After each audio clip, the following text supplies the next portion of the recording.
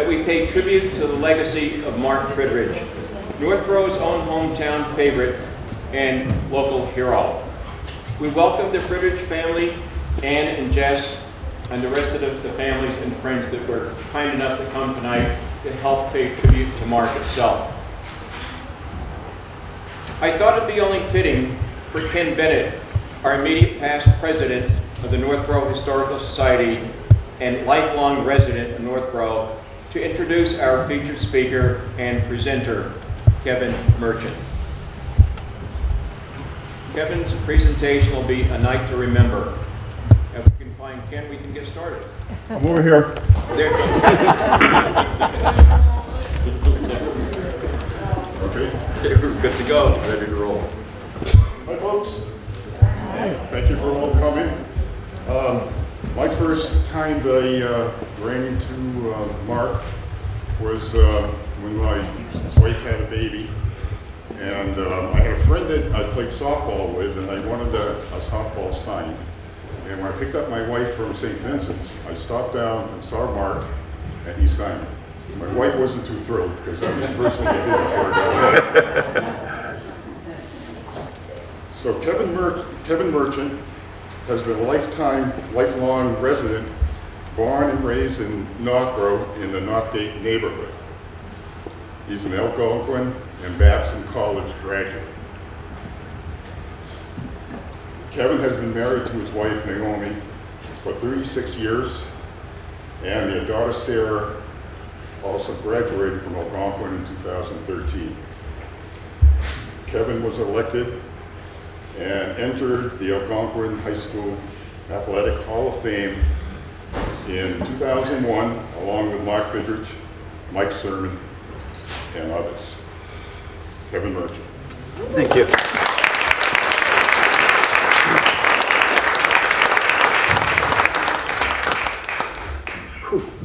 Well, thank you all for coming.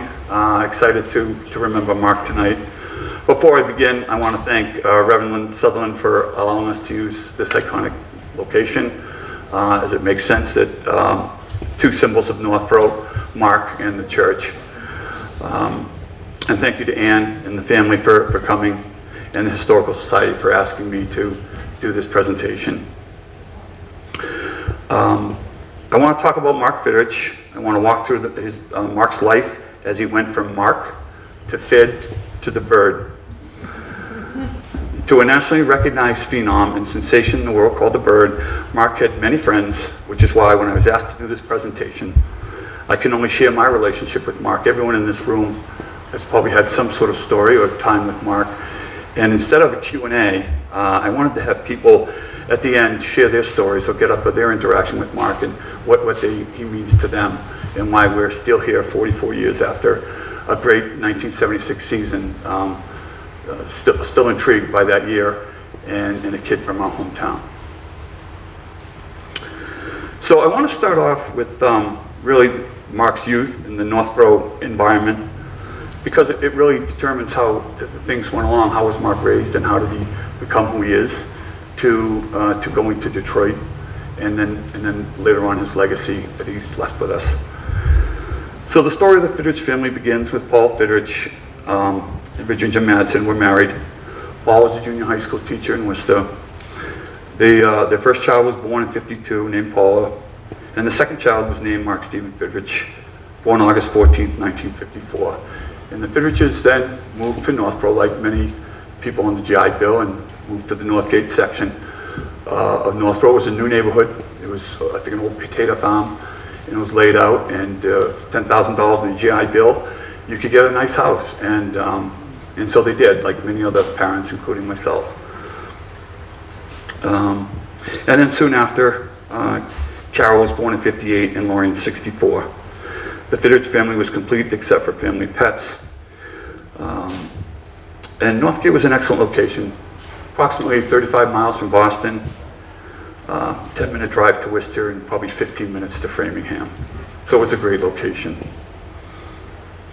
Aside from the location in Northgate in the 50s and the 60s and 70s, for any kid, Northgate was a paradise. Every house was essentially the same, Cape Cod style home. Every yard was similar, about a quarter of an acre of land. And what stood out about Northgate was opportunity. And what I mean by that is, with approximately 200 to 300 houses, all homes close together, the kids could easily play across yards.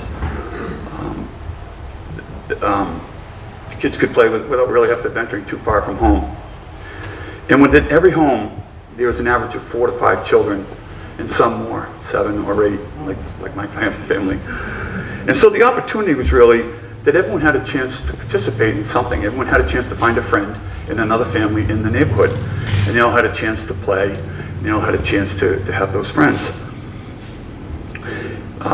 And as I said, the land was flat with no trees and no fences, so it was easy to get ball fields put together, and as they grew, all the kids would come together. Can you go back one slide on Northgate? So I wanted to share the slide, this very incredibly detailed, perfect slide that I put together. And what's important is, on Chesterfield Road, I don't know if you can see that in the middle, that's the star, that marks out the you up in. And then you can see where Proctor School is over there, 2 ball fields there. On the other side of the school was another ball field. Open field in the middle between Kevin Dumas's house, and Paul Beals lived over here, Dan Coakley lived over there. So, and then we had Bavarian's Farm and the pond. And then over here we had another, all cornfields and another pond, Forest Pond. So everyone had a chance to play any sport. And we played every sport depending upon what the season was. And which was really interesting, and you think that all the kids that lived over here, those were all the hockey players. No surprise, they all lived near the pond. And all the kids over there were more baseball and basketball related. So it was a great neighborhood to grow up in because everyone you had multiple friends. And then, whatever sport season that was going on is what we would play. The school gyms opened in the winter for basketball, baseball all spring and summer, and football in the fall, as well as hockey in the winter. You could track the seasons by which sports equipment our parents were asking us to move away from the back door. The next slide. Mark attended Proctor Elementary School, as all his friends did, at the age of 6 years old. However, Mark noticed that while math was easy for him, he struggled with reading. And to that fact, as Mark was a high-energy kid, he struggled with some parts of the learning. Times were different in the 50s and the 60s. Not every educational challenge was diagnosed or treated the way you would probably do so today. And so, whatever Mark had with difficulty, to ensure Mark was prepared for the next year, he was stayed back in 1st grade, which is difficult for anybody. And then it happened again in the 2nd grade. And I remember Mark saying it was really difficult for him that he's in 2nd grade and all his close friends that he grows up with and goes to school with are now in the 4th grade. And this would come to affect him later on in high school. So we'll get to that when the effects of staying back affect him later on in high school. So Mark had lots of friends. He was known as Fid or Fiddy. Back then everyone had a nickname. He was a good-natured, fun-loving kid. He loved to laugh. He was easygoing, as were so many kids in Northgate. Liked to build tree forts. We'd go fishing, play sports, wiffle ball. I was talking to Paul Beals and Kevin Dumas, and they were talking about the wiffle ball games that would go on all summer and nights, and they would jury-rig all these lights so they could play into the evening, well past when the street lights came on. So that was just one story from Paul Beals on hanging out with Mark in that time frame. And then later on, as you get older, they would be driving around, hanging out in the field, or Bart's Bar, which wasn't really a bar, but really a hangout place near Bartlett Pond, in Watson Park. Mark also had a great relationship with his father. I guess in a house full of sisters, that was destined to happen. Paul would work with Mark on his schoolwork, but they really bonded in the backyard with Mark pitching to his dad after supper. As Mark passed through the town leagues, his father would always tell the same keys to remember when pitching. Fill in the pitching hole on the mound, so you use your own hole, and you're not stepping in someone else's hole, and your pitch is right. And then stay low and keep the pitches low at the knees. His dad never missed a game. Mark played in, and they enjoyed recounting the games together afterwards. And it was never done in a negative way. It was just two people who really enjoyed baseball bonding together. And Mark always kept those in his head whenever he went to the mound. As someone you could call high-strung while playing in sports, Mark would talk to himself, remind himself how he wanted the pitch to go, keep it low. I remember, he'd be always talking, keeping his arm up here, the release up here, calm down, he'd calm himself down. And he talked to himself to really keep himself in the ball game and to make sure that he was focused on what he was doing. I don't know if I was watching the PGA today, I was thinking about what I was going to say, and I was just imagining all the golfers that now hit the ball and they're waving and they're talking and some of the words aren't great after they miss the putts, but everyone's talking to their balls today. And then Mark carried that into high school, playing for Coach Jack Wallace at Algonquin Regional High School in Northborough.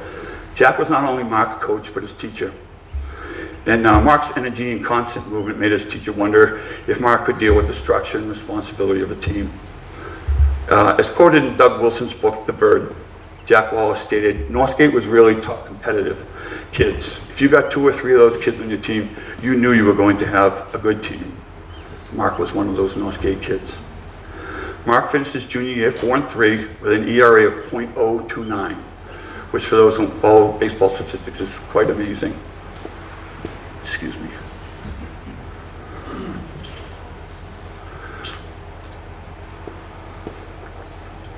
Mark was really starting to see his potential. However, the issue Mark had dating back in 1st and 2nd grade reared its painful head again.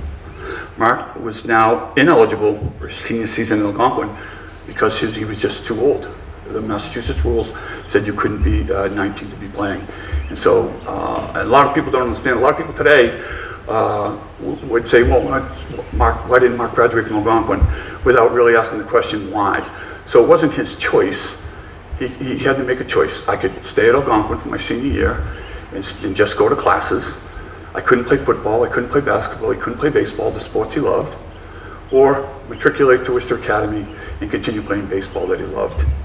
And as he said, for a lot of athletes, sports is what keep you going to class every day. It's really important. So that was important to him, and obviously he made the right decision. So when Mark matriculated to Worcester Academy for his senior year to play for Tom Blackburn, it would be great competition and perhaps an opportunity to catch on with a college team. While Mark's talents did not lie on the scholarly side, i.e. reading, he came to learn that he was gifted something else, a great pitching arm.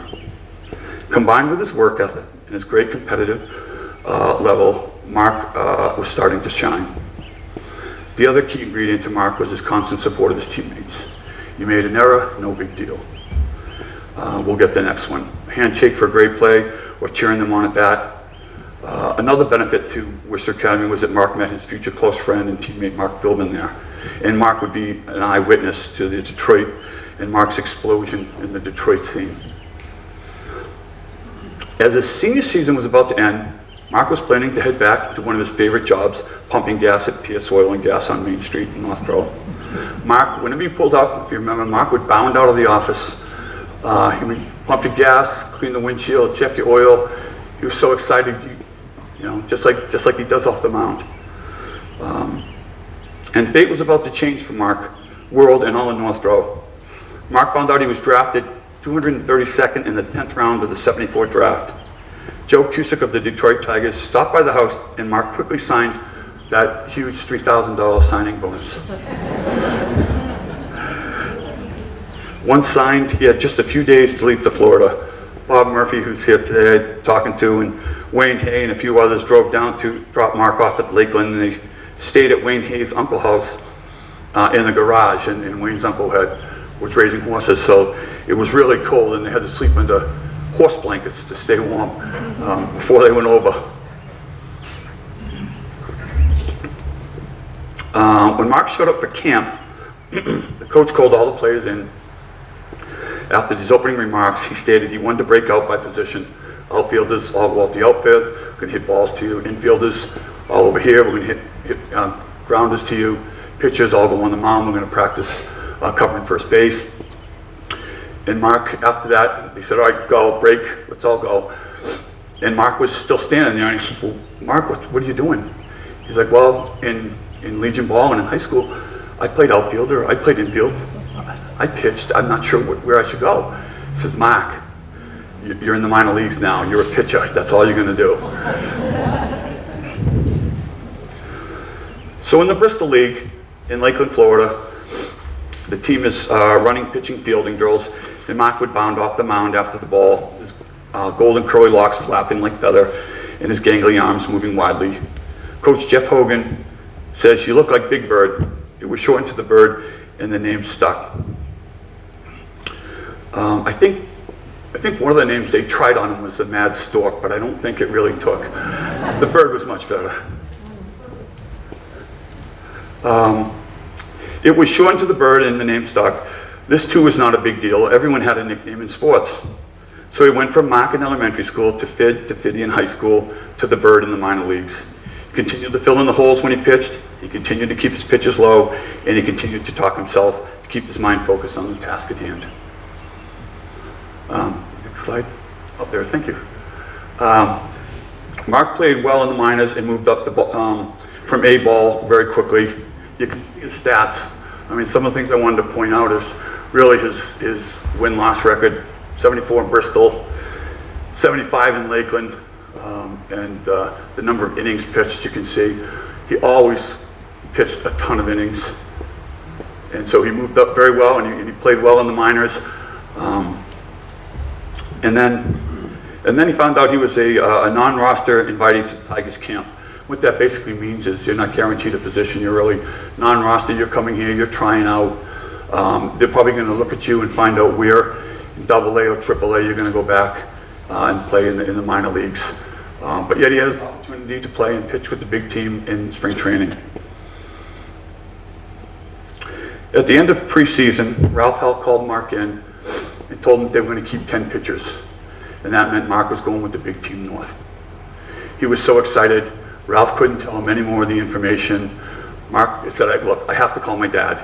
He left the office, he grabbed a dime from someone in the clubhouse, called collect back to Northborough and let his dad know that he was going to go to the big leagues. He told him, "I don't know how much I'm going to play, I don't know when I'm going to first pitch, but I'm going north with the big team." And they were both so excited for each other. So now we've got this kid from Northgate, from Northborough, who had this really idyllic childhood, worked hard, fun, happy-go-lucky kid. And he's been down in Florida in the minors in small towns playing small baseball fields. And now he's going to Detroit. So what was the environment like in Detroit in 1976? Well, Detroit had finished last. The Tigers had finished last the 2 previous seasons, had 102 losses in 1975. In terms of the city, there was a recession going on. President Nixon had been impeached and resigned previous years. The Vietnam War had just barely ended. 800,000 residents had fled Detroit's impoverished city. So there was a lot of crime. There was a huge HUD housing scandal that 60 Minutes was covering. There was an economic crunch on the auto industry. Gas prices were soaring and inflation was growing. I hope that's not a sign of what's going on now. Or somewhere there's another Mark Fidrych coming along. So Mark was about to enter a world he was really unfamiliar with. He was not jaded by big salaries. He just wanted to be himself, listen to the Allman Brothers, the Grateful Dead, play baseball. In fact, his apartment in Detroit was exactly what you would expect for a kid Mark's age. A bed, some blankets, no real furniture, and laundry out of the gym bags and the suitcases. But what more would he want? As it sometimes happens, serendipity occurs. Detroit needed something, and this effervescent small-town kid from Massachusetts was just what they needed. Mark's major league debut was May 15th, 1976. That was just over 44 years ago. Think about it, we're still in 46 years? Did I do the math wrong? I'll trust Mark.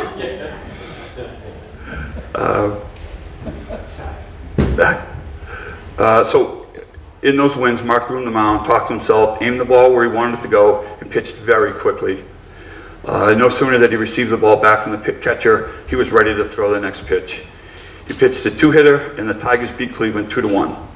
After the game, the reporters found this refreshing, open, and uniquely accessible rookie an amazing breath of fresh air. Mark's next game was a hometown game in Boston against the Red Sox at Fenway. Mark pitched well, but took the loss 2-0. Mark had many Northborough friends there cheering him on.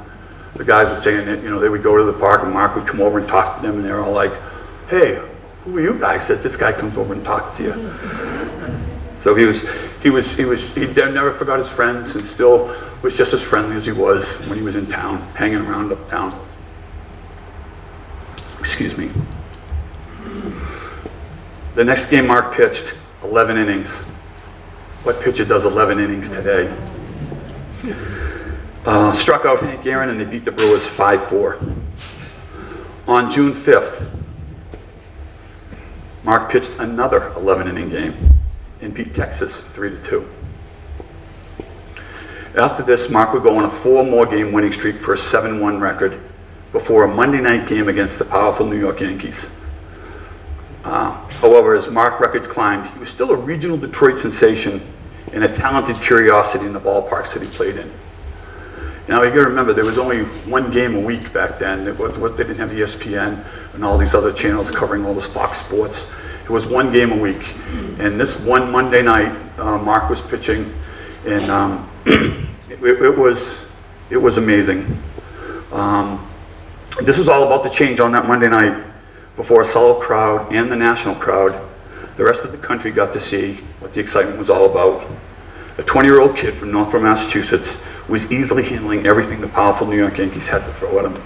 He manicured the mound as always, talked to himself, was very animated, pitched very fast, congratulated his teammates on seemingly routine plays, sprinted off the mound after each inning, the same manner in which he bounded out at Pierce Auto and Gas to come service a vehicle.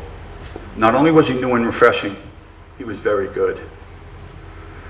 The press loved his honesty and naive outlook, TV loved the Birds' antics, and the Tigers loved that they had a premier pitcher. Every house in Northborough was glued to the TV that night. It was summertime, windows were open. You could hear, especially in a neighborhood like Northgate where all the houses are fairly close, you could hear the cheering from house to house to house to house. The game ended and the Tigers won 5-1. The crowd refused to leave the stadium until Mark came out for an encore. He again showed his disbelief in the crowd being so excited for him, as he's just thankful to be a major leaguer. The story of the Bird went from a local to a national sensation overnight. This game was the match that lit the rocket to carry Mark to superstardom. Mark finished his rookie season 19-9 with a 2.34 ERA in 24 complete games.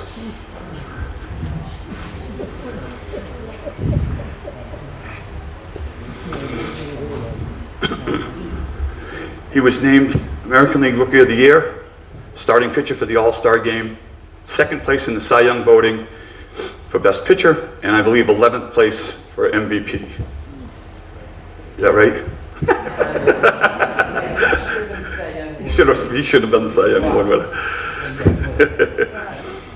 The Bird was the word in 1976, and everyone wanted a piece of Mark. Not only the fans, but everyone. Elton John was a huge fan and would tape his games and watch him.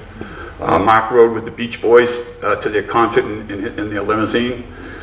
Frank Sinatra called his agent and said, "Hey, I heard you're bringing the kid out to the West Coast." He says, "I want you to bring him to my birthday party." So he brings him to Frank's party, and Frank's got his arm around him the whole night, ignoring most of his other guests, and just talking to Mark the whole night. That's pretty heady stuff for a kid 2 years out of high school. Even Northborough saluted their native son after Mark's first season. And Peter Gammons wrote, which I think was really encapsulated what the world thought, which was, "It was like Bowie Kuhn, then baseball commissioner, selling his soul to the devil to bring life and purity back to baseball." That's how people saw Mark. For all that Mark accomplished in 1976, he was paid a whopping $16,000. Fans started sending him money, which he didn't keep. He brought it and said, "Well, I can't keep this money. People are sending money. It's not right." And he gave it back to the Tigers, and the Tigers would make sure it got back to the people. And Carl Levin, the senator in Michigan, started a petition back in Michigan to say, "Listen, Every time Mark pitched, there were 30,000 more fans in the stand, and the Tigers were making a ton of money off this kid. You have to pay him more money. I mean, when was the last time you heard a legislature fight to get a kid paid more money?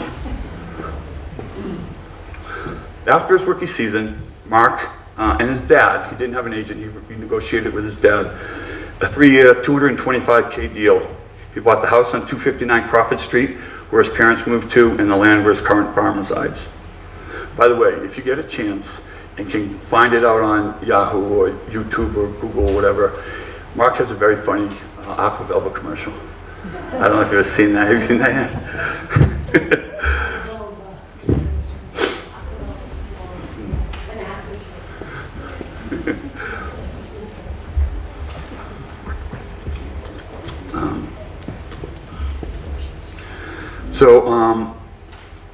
Is this one? No, is this the third one? Could you go back to?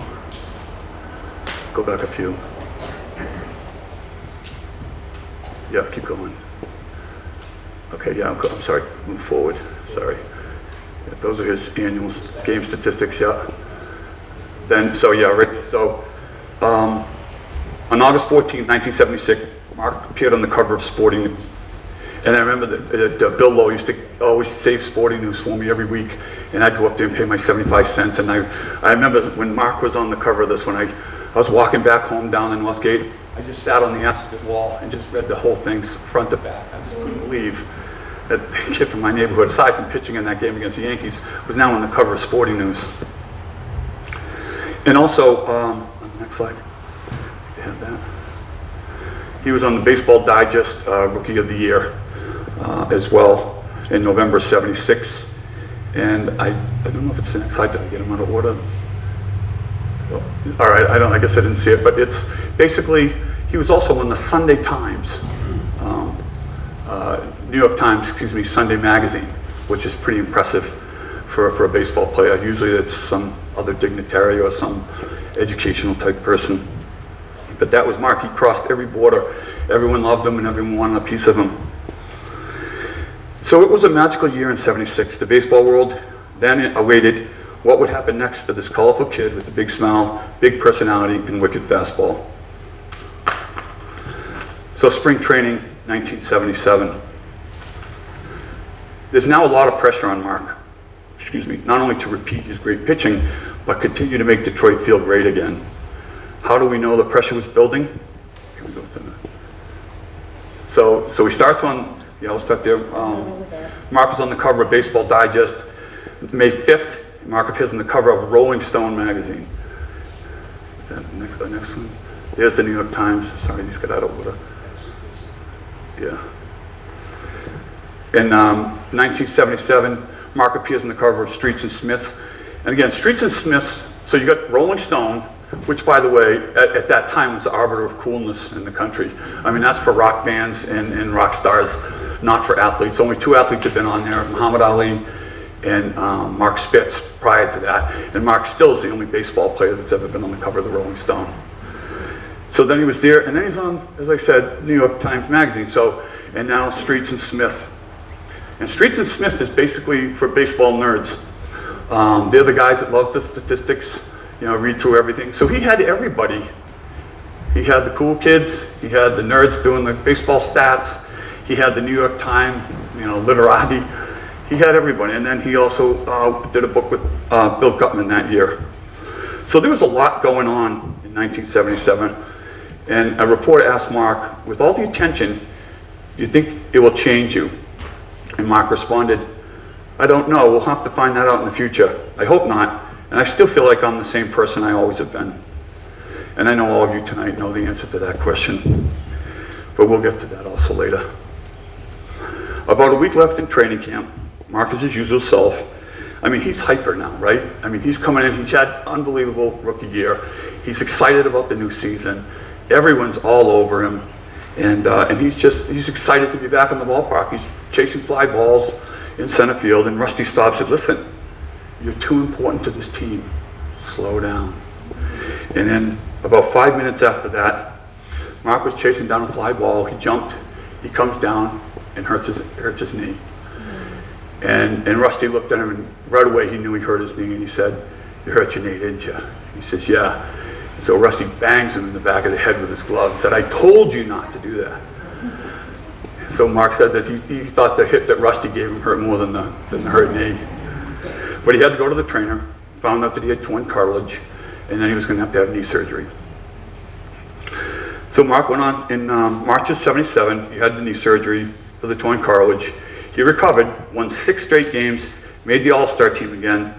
However, in July 4th, a game against the Orioles in the 5th or 6th inning, Mark's arm just went dead. And basically for a pitcher, that just means it's losing its pop. He can still throw the ball, he can get it over the plate, but not zinging it, not hitting the corners where he wants. And he could just feel it. The arm just really didn't have the movement it used to have. So he looked at every doctor. They brought in every doctor in Major League Baseball, every team doctor. Every game they went to, he had another team doctor look at him. He even went to a psychologist to see if it was a mental thing. And he's like, "No, it's not a mental thing. I want to pitch. It's not that I don't want to pitch. I want to pitch." So one can only speculate in the rush to return from his knee injury. Could he have changed his pitching motion and that caused his shoulder injury? Today, that injury would be diagnosed as a torn rotator cuff. Mark would have had Tommy John surgery and back pitching in a year. Unfortunately, that surgery hadn't been invented yet. In a couple of years it would be, but that was unfortunately before or after Mark's injury. So 1978 to 1980, the hopeful years. So Mark's trying to come back again. He's working on his arm. He's doing everything he can to rehab it, but he's got a torn rotator cuff that no one really knows about because no one knows about that injury yet. So these are hopeful years. Unfortunately, between 78 and 80, Mark had just 16 starts, winning just 4. The pain never went away, but he loved playing baseball, so he kept trying. The Tigers released him in '81. He signed with the Pawtucket Red Sox, and Mark went 8-13 over 2 seasons. He tried, but the injury to his shoulder was still there. As hard as he tried, the frustration just continued to grow. In 1983, at 28, Mark called his father and said he was done. Mark returned to Northborough, going to Chet's Diner. He met this wonderful, smart, and friendly lady named Ann.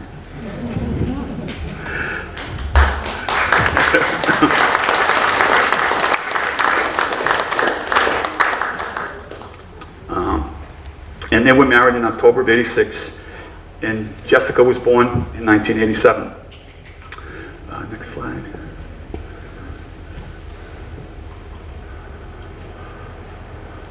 Keep going.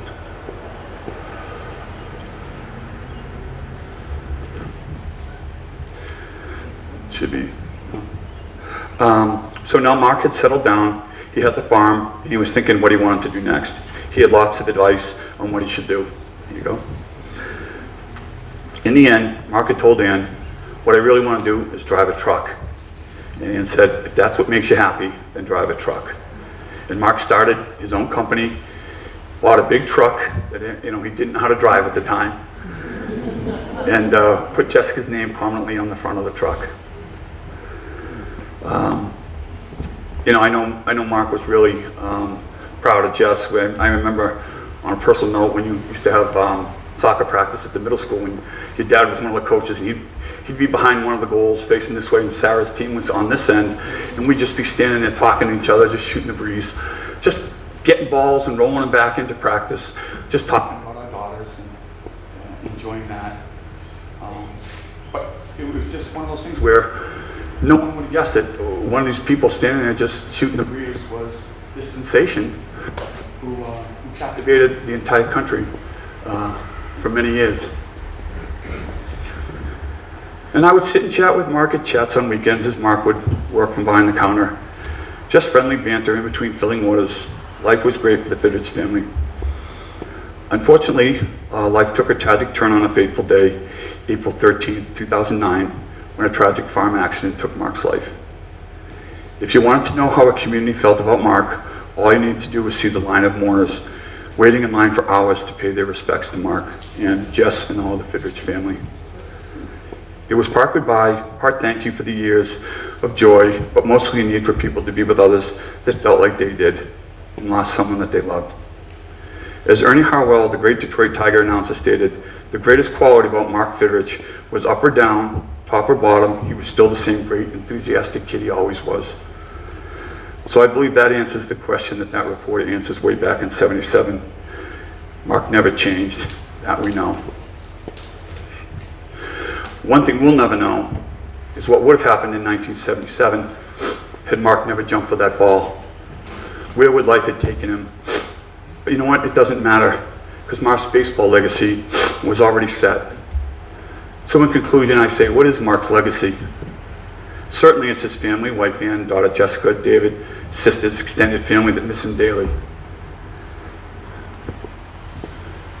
The fans of Detroit, the entire baseball community that continue to remember and share the story of Mark the Bird Fidrych, who overnight brought such pride and hope to the great city of Detroit during a very rough time. They accepted Mark as their own and loved him for 44 years, 46 years. The Wirtz Warriors that Mark loved and helped raise money for the Michigan Special Olympics. Definitely the town of Northborough, who named the high school field for him and placed a historical plaque at Memorial Field where he developed as a kid. It's also the people of Northborough, especially the Northgate neighbors, and the pride we feel of the very lengthy list of neighbors and friends that remember Mark as a kid we grew up with. How many of us have traveled and we asked, oh, where are you from? And we say Northborough, and you get that blank stare. And you say, oh, you know Mark Fidrych? And they go, oh yeah, we know the bird. And you go, that's where I'm from. And it's definitely the Mark Fidrych Foundation that supports so many local charities that allows kids that have disabilities and do not have access to fields. The Mark Fidrych Foundation makes that possible. So many local leagues and so many kids are funded by this foundation. But ultimately, isn't Mark's legacy about a kid who started his early years struggling to learn the standard way, kept fighting, found out what his gift was, nurtured it, worked hard on it, carried that gift to the highest level of his profession, and then at the highest peak, he shares the joy and excitement with all of those people in his life. He never changed. He knew what was important to him, and he cherished it. Thank you, Mark. May we continue to pass on your legacy to those that come next. And thank you all for coming, and hopefully many of you will have an opportunity as we'll stand and share an interaction you had with Mark. So thank you very much.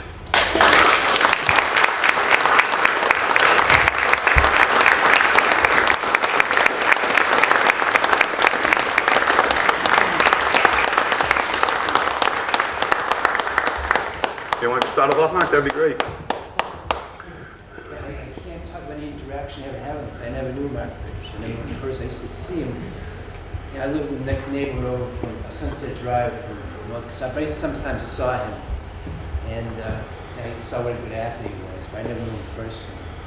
And it's crazy. I didn't see him for years until like February of 1976.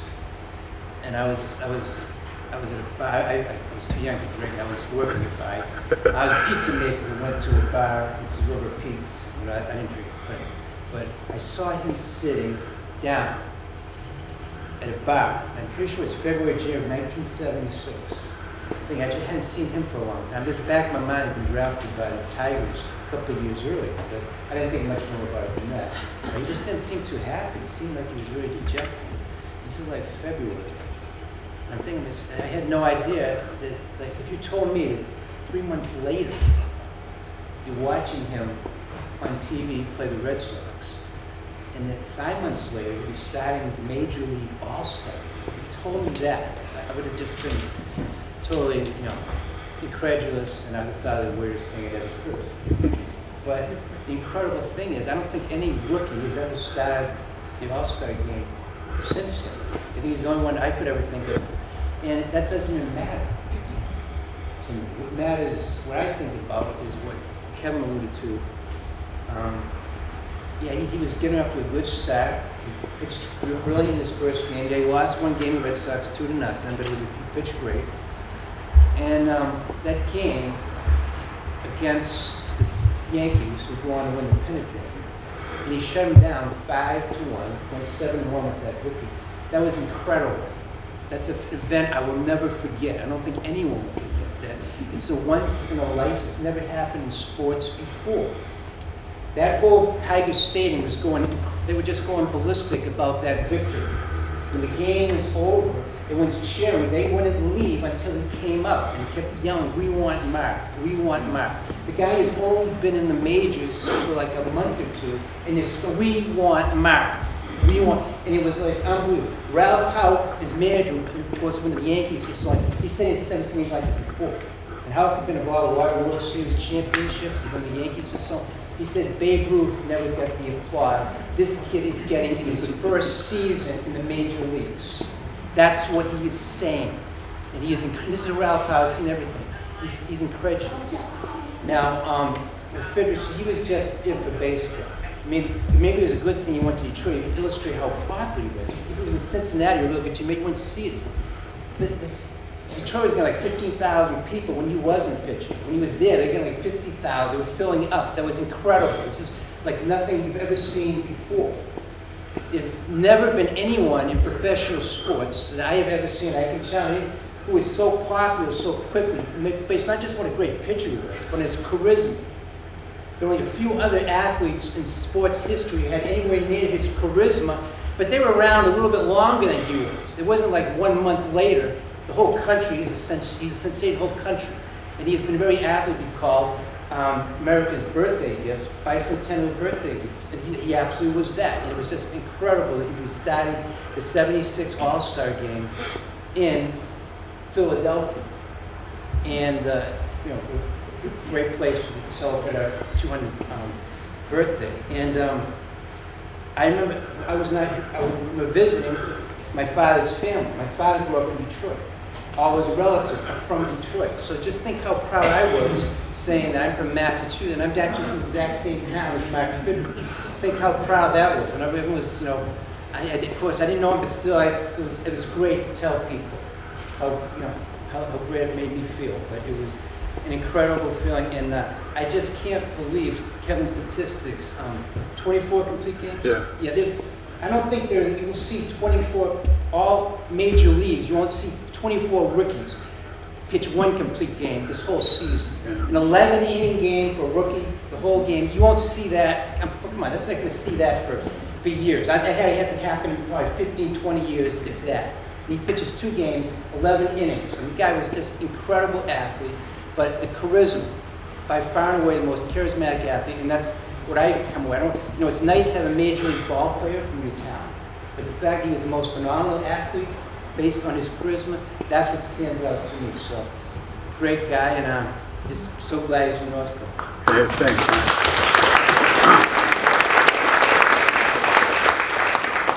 Yeah, please. Well, I was born in Detroit. My mom and dad were there.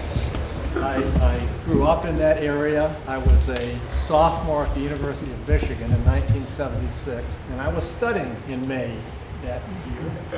And my roommate said, "You got to come and see this guy." It was on local TV, and he was talking to the ball. And honest to God, he owned that city. He took a city that was down in the dumps, and everybody loved Mark Fidrych. And when I moved here just 10 years ago, I had to drive by his house. I mean, he's an icon. He's like the Beatles, So Mark Fidrych, he had that influence on somebody. And I've eaten at Chess before just to see where he met you, and there was something. Oh, I know. Since coming to UMass, a couple of us are doctors here. And I got to know Dr. Pappas, and he's the dean of orthopedic surgery. And he knew Mark, and he said, "God, today, Mark from Pawtucket, he thought he could have come back, but at the time when people had that injury, no one would take a chance on him. But by the end of his time in Pawtucket, Dr. Pappas thought he was ready to come back. It's just too bad he never got another chance." Thank you.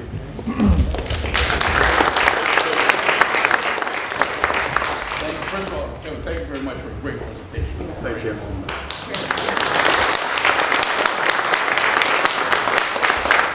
I first met Mark, my son Brian and I were having breakfast at Chet's, and Mark was working there. I don't think he was getting paid, but Tough owners. jersey on. And Mark says, "You're in the Special Olympics?" He says, "Wow, every year in the January period, I go out to southern Michigan, Detroit area, and we, with another pitcher, I don't know the name, take a bunch of Special Olympians and bring them to northern Michigan, and they do snowboarding, shoeing, whatever it is, with like hundreds of Special Olympians." And so every time thereafter, when we came into Chet's for breakfast, he would say, "What'd you do this weekend? What'd you do? Did you play basketball?" He jumped all over us. So that's Mark. Yeah, very good.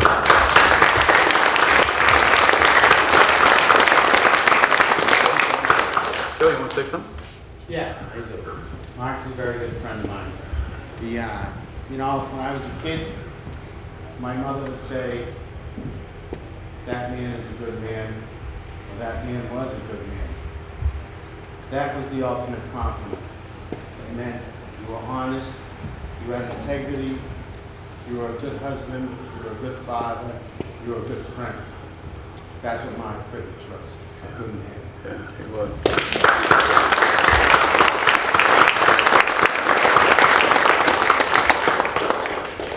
Oh, please.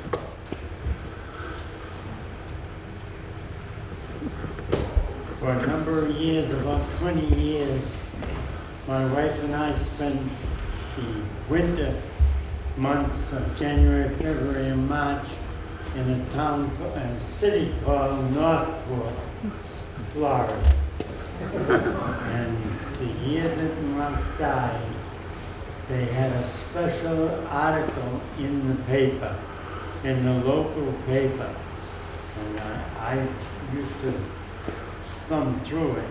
And all of a sudden, there's Mark in a full-page picture of, and that shows you how much the baseball organization thought that this was the second largest growing city in Florida at the time, and they had this article on Mark.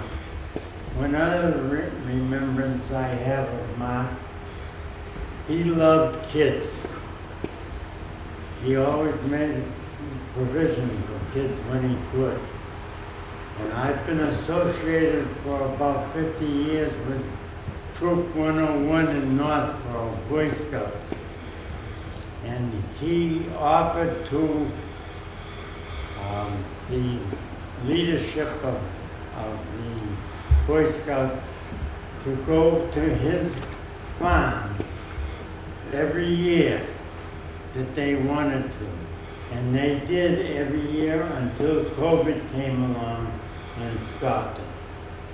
But he provided a camporee setting for kids to go from Northborough.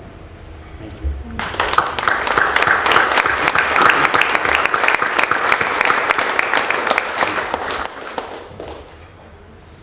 Anybody else? Yeah, please. I live at 205 Crawford Street, right down the street from the Fidriches, and I never needed an alarm clock. I was typically in a coma around 6 o'clock, and I'd hear the 10-wheeler come down, and it was marked exactly. Another anecdote kind of thing as far as my brother-in-law, Kevin Tatro, he caught for Mark in the Little League itself, and my father-in-law, he was a coach in the Northborough Little League for, I guess, 25 plus years. And these were the real formative years kind of thing. These were the Northgate years. These were the good years kind of thing. And everybody could relate to the 50s or, you know, the really formative growing up years. And it was really, really a special time. But we salute Mark tonight. And I think Kevin has done just a terrific job for us. Thank you, Kevin.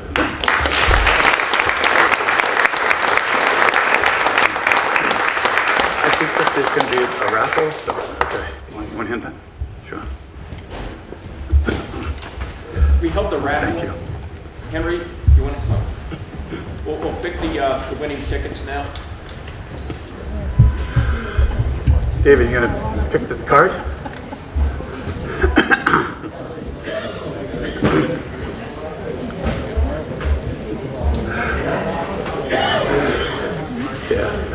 The special thanks to Henry Splante. He's the treasurer of the Friends of the Senior Center. And we really appreciate the work and energy he's put into the raffle. All the proceeds will go to the Mark Fidrych Foundation.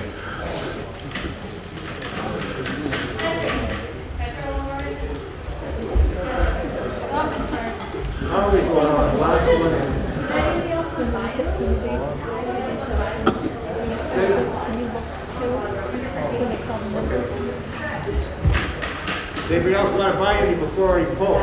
$5. No? Okay, no more tickets. Hold it up another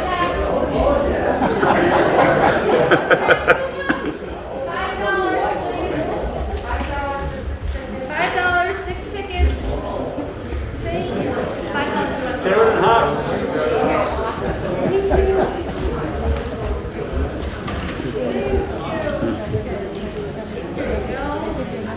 I need to put them up and then I'll grab them. Henry, can you give me one more second? Does anybody else want tickets? $5? Give